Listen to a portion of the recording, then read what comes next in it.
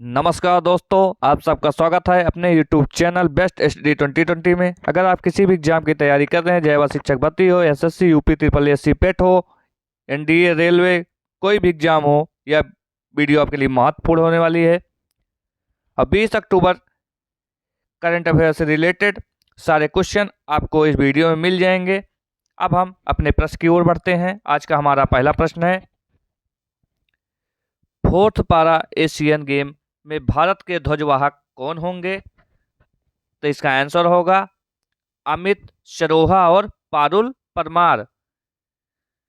अब fourth Asian game का आयोजन चीन के हांगझू में 20 से 28 अक्टूबर तक किया जाएगा। अब हम अपने अगले पॉइंट की ओर बढ़ते हैं। उद्घाटन समारोह में हरियाणा के डिस्कस थ्रो और क्लब थ्रो खिलाड़ी अमित सरोरा और गुजरात की बैडमिंटन खिलाड़ी पारुल परमार भारत की ध्वजवाहक होंगी। अब भारत की ओर से फोर्थ पारा एशियन गेम में 17 खेलों में 309 खिलाड़ी हिस्सा लेंगे। अब हम अगले पॉइंट की ओर बढ़ते हैं। एशियाई पैरा खेल शारीरिक रूप से विकलांग एथलीटों के लिए खेल है। इस प्रतियोगिता इसकी जो शुरू हुई 2010 में, आयोजनकर्ता एशियाई पैरा ओलंपिक समिति, और 2018 में जकार्ता और इंडोनेशिया में इसका आयोजन किया है। अब हम अपने अगले प्रश्न की ओर बढ़ते हैं। हमारा अगला प्रश्न है, विश्व स्वास्थ्य शिखर सम्मेलन 2023 का आयोजन कहाँ किया गया? तो इसका आंसर होगा दोस्तों जर्मनी में। हाल ही में विश्व स्वास्थ्य शिखर सम्मेलन का आयोजन जर्मनी की राजधानी बर्लिन में किया गया। अब हम अपने अगले पॉइंट की ओर बढ़ते हैं। इसकी जो थीम है, a defining years of global health action. Bharat सम्मेलन में भारत की ओर से केंद्रीय स्वास्थ्य और परिवार कल्याण राज्य मंत्री भारती प्रवीण पवार ने वर्चुअली भाग लिया। अब विश्व स्वास्थ्य शिखर सम्मेलन 2023 के प्रमुख विषय जो है, major topics of World Health Summit 2023। अब भविष्य में महामारी की रोकथाम, तैयारी और प्रतिक्रिया के लिए कोविड-19 से सीखना। अब हम अपने अगले पॉइंट की ओर बढ़ते हैं। सार्वभौमिक स्वास्थ्य कवरेज के लिए पुनः प्रतिबंध होना और लोगों और ग्रह के लिए सतत स्वास्थ्य। अब विश्व स्वास्थ्य शिखर सम्मेलन एक अंतर्राष्ट्रीय सम्मेलन है जो 2009 से हर अक्टूबर में बर्लिन में आयोजित किया जाता है और जहां स्वास्थ्य संबंधी विषयों पर चर्चा की जाती है। इसकी जो शुरुआत हुई थी 2009 में हुई। अब हम अपने अगले प्रश्न की ओर बढ़ते हैं। हमारा अगला प्रश्न है, भारत में पहली बार तिलापिया परवरस TIVC किस राज्य में देखा गया? इसका जो आंसर होगा तमिलनाडु में। भारत की पहली बार तमिलनाडु के रानीपेट जिले के तालाबों में तिलापिया पार्वोवायरस TIVC की घटना सामने आई। अब हम अपने अगले पॉइंट की ओर बढ़ते हैं। तिलापिया पार्वोवायरस PITV खेत में पैदा होने वाली मीठे पानी की मछली की प्रजाति तिलापिया को प्रभावित कर रहा है, जिसके कारण मछलियों की मृत्यु दर में वृद्धि हो रही है। और तिलापिया मछली को गरीब आदमी की मछली और तमिल में जिलाबी भी कहा जाता है। अब हम अपने अगले प्रश्न की ओर बढ़ते हैं।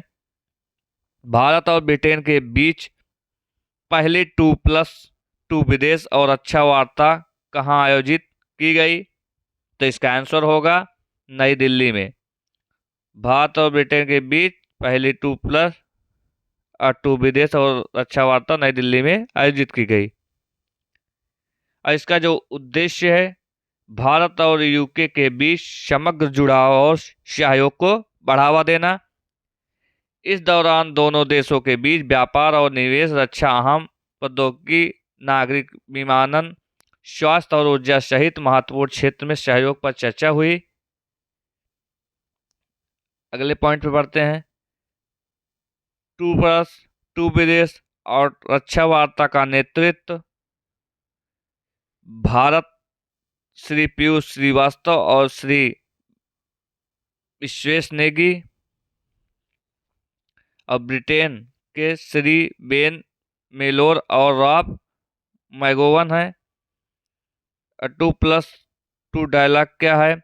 2+2 संवाद भारत यूके व्यापक रणनीतिक साझेदारी के सभी पहलुओं पर चर्चा और समीक्षा करने के लिए विकसित किया गया एक तंत्र है। हाल ही में किस सरकार ने स्वच्छ त्योहार स्वस्थ त्योहार अभियान शुरू किया? तो इसका आंसर होगा उत्तर प्रदेश राज्य सरकार ने। किसने किया दोस्तों? उत्तर प्रदेश राज्य सरकार ने स्वच्छ त्योहार और स्वस्थ त्योहार अभियान शुरू किया है। इसका जो उद्देश्य है, मंदिर परिसर और उसके आसपास के क्षेत्रों को साफ रखना। जैसे उत्तर प्रदेश की राजधानी क्या है? लखनऊ है। राज्यपाल कौन है? आनंदीबेन पटेल हैं। और जिसमें इसके मुख्यमंत्री हैं योगी आदित्यनाथ जी हैं। अब हम अपने अगले प्रश्न की ओर बढ़ते हैं। हाल ही में नोबेल पुरस्कार विजेता लुईस लुक का निधन हो गया है। उन्हें किस क्षेत्र में नोबेल पुरस्कार मिला है? तो किसमें मिला है दोस्तों? साहित्य के क्षेत्र में। हाल ही में अमेरिकी लेखिका और नोबेल पुरस्कार विजेता लुईस ग्लुक का निधन हो गया। यही है, इनका नाम क्या है? लुईस ग्लुक। अब हम अपने अगले पॉइंट की ओर बढ़ते हैं। लुईस ग्लुक को उनकी बेहतरीन काव्यात्मक आवाज के लिए 2020 में साहित्य के लिए नोबेल पुरस्कार दिया गया था। और लुईस लुक को 1993 में कविता संकलन द वाइल्ड आयरिश के लिए पुलित्जर पुरस्कार दिया गया था। अब हम अपने अगले पॉइंट के बारे में जानते हैं। नोबेल प्राइज 2023 चिकित्सा कैटेलिन कैरिको और डू बीशमैन को मिला था। और भौतिकी के क्षेत्र में पियरे एगोस्टिनी और फेरेंक क्राउज और एनी एल व्हीलर को मिला। और रसायन के क्षेत्र में मोंगी बावेडी, लुइस ई ब्रूस, एलेक्सी आई एकिमो को मिला। और साहित्य में जॉन फॉर्से को मिला। और शांति में नरगिस मोहम्मदी को। और अर्थशास्त्र में क्लाउडिया गोल्डिन को। अब हम अपने अगले प्रश्न की ओर बढ़ते हैं। हमारा अगला प्रश्न है, हाल ही में भारत के किस राज्य में कटी बिहू त्योहार मनाया गया? इसका आंसर होगा असम राज्य में। कटी बिहू त्योहार असमिया कैलेंडर के अनुसार कटी महीने के पहले दिन मनाया जाता है, जो अक्टूबर माह में मनाया जाता है। अब हम कुछ पॉइंट के बारे में जान लेते हैं। इस साल यह कटी बिहू त्योहार जो है 18 अक्टूबर को मनाया गया है। यह त्योहार फसल के मौसम में नई शुरुआत और चावल के पौधे के स्थानांतरण का प्रतीक है। और राज्य में कटी बिहू तुलसी के पेड़ों के सामने दीपक जलाकर मनाया जाता है। और परिवार की खुशहाली और अच्छी फसल के लिए त्योहार के दौरान देवी तुलसी की पूजा की जाती है। अब हम अपने अगले पॉइंट की ओर बढ़ते हैं। कटी बिहू को कोंगाली बिहू के नाम से भी जाना जाता है। और कोंगाली बिहू नाम इसलिए रखा गया क्योंकि हर साल इस समय में अन्न भंडारी खाली रहते हैं और खाने के लिए कुछ भी नहीं बचता है। अब हम अपने अगले पॉइंट की ओर बढ़ते हैं। जो बिहू महोत्सव होता है, बिहू महोत्सव असम का त्यौहार है। बिहू साल में 3 बार आता है, जिन्हें अलग अलग नाम से जाना जाता है। बोहांग बिहू, जो बोहांग बैसाख अप्रैल के मध्य में महीने में मनाया जाता है। और माघ बिहू, जो माघ जनवरी के मध्य में के महीने में मनाया जाता है। और कटी बिहू कार्तिक अक्टूबर के मध्य के महीने में मनाया जाता है। अब हम अपने अगले प्रश्न की ओर बढ़ते हैं। हाल ही में किस राज्य के डंपा टाइगर रिजर्व में टॉड की नई प्रजाति खोजी गई है? तो इसका आंसर होगा मिजोरम में। भारत के और यूनाइटेड किंगडम के वैज्ञानिक के समूह ने मिजोरम में डंपा टाइगर रिजर्व में टॉड की एक नई प्रजाति की खोज की है। अब हम अपने अगले पॉइंट की ओर बढ़ते हैं। डंपा टाइगर रिजर्व स्थित मिजोरम की लुसाई हिल्स में, और टाइगर प्रोजेक्ट जो है 1994 में शुरू हुआ। अब हम अपने अगले प्रश्न की ओर बढ़ते हैं। नागालैंड के किस जिले में पहला मेडिकल कॉलेज खोला गया? तो इसका आंसर होगा कोहिमा। कहाँ खोला गया दोस्तों? कोहिमा। केंद्रीय स्वास्थ्य मंत्री मनसुख मंडाविया ने नागालैंड के कोहिमा में राज्य के पहले medical college Nagaland institute of medical science and research NIMSR का उद्घाटन किया। अब हम अपने अगले पॉइंट की ओर बढ़ते हैं। प्रारंभ में इस मेडिकल कॉलेज में 100 सीट के लिए शुरू किया गया था। नागालैंड राजधानी जो है कोहिमा।